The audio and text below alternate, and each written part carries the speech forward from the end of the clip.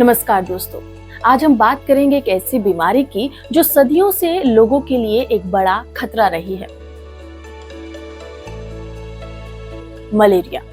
हाल ही की खबरों से साफ हुआ है कि नोएडा में मलेरिया के मामलों में तेजी आई है। 2024 के पहले 3 क्वार्टर में 106 मामले सामने आए हैं। सिर्फ नोएडा ही नहीं बल्कि पूरे देश में भी मलेरिया के मामलों में इजाफा देखा जा रहा है। लेकिन अच्छी खबर यह है कि मलेरिया के इलाज और बचाव में भी बहुत कुछ हो चुका है और हम आगे बढ़ चुके हैं। मलेरिया एक ऐसी बीमारी है जो कि प्लाज्मोडियम जीनस के सिंगल सेल पैरासाइट्स की वजह से होती है। ये पैरासाइट्स मच्छरों के जरिए इंसान के शरीर में आते हैं और खून में फैलकर फीवर, वॉमिटिंग, चिल्स या बॉडी एक्ने जैसे लक्षण पैदा करते हैं। हर साल दुनिया भर में लगभग 4 लाख लोग मलेरिया की वजह से अपनी जान गंवाते हैं।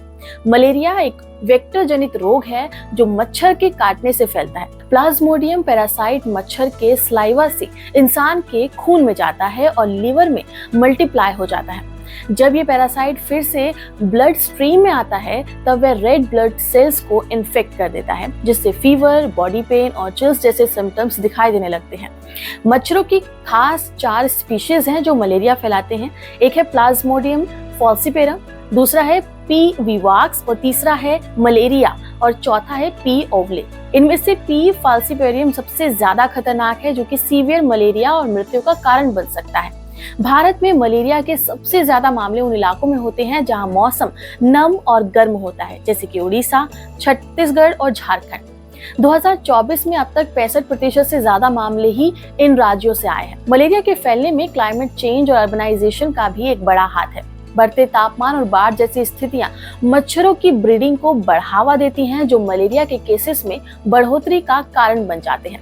लेकिन दोस्तों, मलेरिया का इलाज बहुत पुराना है। इस बीमारी से बचने के लिए इंसान ने कई प्रयोग करे हैं। क्या आपको पता है कि मलेरिया के इलाज के लिए टॉनिक वाटर का भी इस्तेमाल होता था? आइए जानते हैं इसके पीछे की इंटरेस्टिंग कहानी। कुनैन, जो कि सिंकोना ट्री के छाल से निकाला जाता है, मलेरिया के इलाज के लिए सदियों से इस्तेमाल हो रहा है। साउथ अमेरिका की केचुआ जनजाति ने सैकड़ों साल पहले इसे शारीरिक बीमारियों के इलाज के लिए खोजा था। 1700 के आसपास एक स्कॉटिश डॉक्टर जॉर्ज क्लेघोर ने बताया कि कुनैन मलेरिया का इलाज कर सकता है। जब ब्रिटिश सोल्जर्स इंडिया में तैनात थे तो उन्होंने टॉनिक वाटर में कुनीन मिलाकर मलेरिया से बचने का रास्ता खोजा था। लेकिन टॉनिक वाटर का टेस्ट बहुत ही कड़वा था, इसीलिए सोल्जर्स ने इसमें जिन मिलाना शुरू कर दिया और इसी तरह से जिन एंड टॉनिक का आविष्कार हुआ और ये वही ड्रिंक है जो आज दुनिया में बहुत ही फेमस है। आज टॉनिक वाटर में कुनीन की मात्रा बहुत कम होती है क्योंकि अब मलेरिया के इलाज के लिए और भी ज्यादा इफेक्टिव दवाइयां आ चुकी हैं, जैसे कि आर्टेमिसिनिन। लेकिन कुनीन का एक रिलेटिव क्विनिडाइन अब भी दिल के इलाज के लिए इस्तेमाल होता है। चलिए अब बात करते हैं आज के समय में मलेरिया के इलाज और बचाव की। मलेरिया के केसेस में भले ही अब भी बहुत ज्यादा इजाफा देखने को मिला हो, लेकिन अब बहुत ही प्रोग्रेस हम कर चुके हैं। आज मलेरिया का इलाज कुनैन से आगे बढ़ चुका है और अब आर्टेमिसिनिन बेस्ड कॉम्बिनेशन थेरेपीज हैं, यानी कि ACTS, जो कि मलेरिया के ट्रीटमेंट में सबसे ज्यादा इस्तेमाल होती हैं।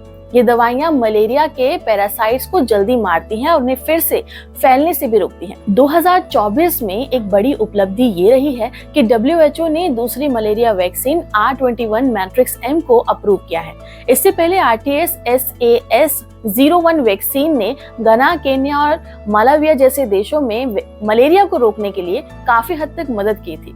मलेरिया से बचने के लिए इंसेक्टिसाइड्स ट्रीटेड बेड नेट्स, घरों में मच्छरों से बचने के लिए उपाय और रेगुलर फोगिंग कैंपेन भी बहुत जरूरी है।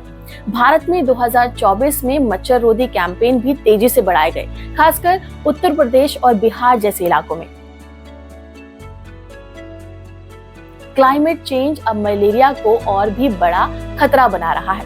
जैसे जैसे ग्लोबल टेम्परेचर बढ़ रहा है, मलेरिया कैरिंग मॉस्किटोज की ब्रीडिंग और उनके सर्वाइवल रेट्स भी काफी हद तक बढ़ गए हैं। खासकर हाई रिस्क एरिया जैसे कि अफ्रीका और साउथ एशिया में क्लाइमेट चेंज होने की वजह से मलेरिया का ट्रांसमिशन में जो एक पैटर्न था उसको काफी हद तक उसे प्रभावित किया है।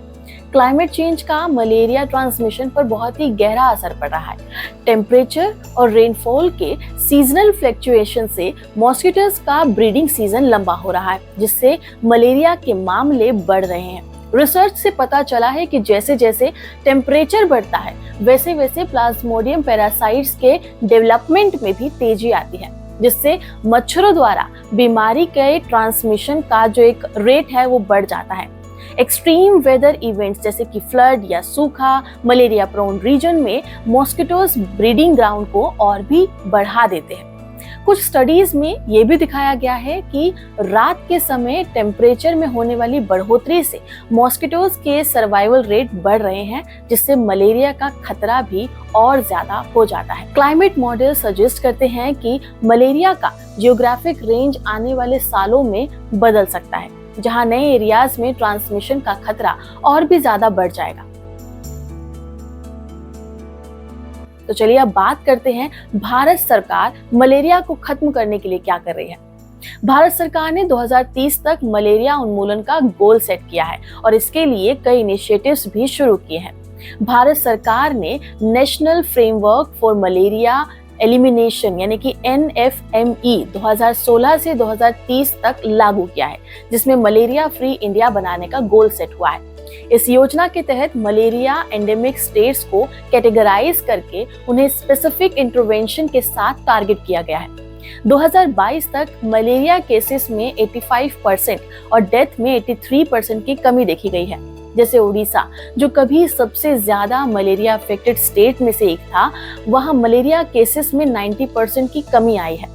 छत्तीसगढ़ और मध्य प्रदेश जैसे हाई बर्डन स्टेट्स ने भी सिग्निफिकेंट रिडक्शन दर्ज किया है। लॉन्ग लास्टिंग इंसेक्टिसाइडल नेट्स का डिस्ट्रीब्यूशन, मास स्क्रीनिंग और रैपिड डायग्नोस्टिक टेस्टिंग जैसे स्ट्रेटेजीज का इस्तेमाल किया जा रहा है। छत्तीसगढ़ में मलेरिया मुक्त बस्तर अभियान जैसे कैंपेन ने मलेरिया कंट्रोल करने में बहुत बड़ी मदद की है। WHO ने मलेरिया एलिमिनेशन के लिए ग्लोबल मलेरिया प्रोग्राम के तहत कई स्ट्रेटेजीज को लॉन्च किया है। WHO का मेन फोकस वल्नरेबल पॉपुलेशन तक टूल्स और स्ट्रेटेजीज का पहुंचाना रहा है, जिसमें मलेरिया कंट्रोल किया जा सके।